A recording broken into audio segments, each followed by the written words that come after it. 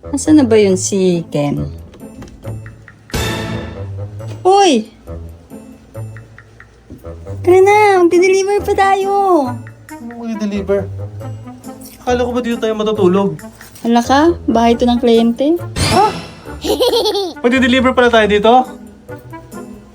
Akala ko naman dito tayo matutulog. Magdi-deliver pala tayo ng generator dito. Ay! So ngayon nga, bukas na yung ating 1.5 horsepower na aircon. Tumatakbo na yung ating generator. Napakalaki ng resort na ito mga ka-Best Buy. So, silipin nyo kung ano-ano yung mga napaandar ng ating Fitting 8000i inverter silent generator. Balik ulit tayo at silipin pa natin yung ibang loads at yung status ng ating generator.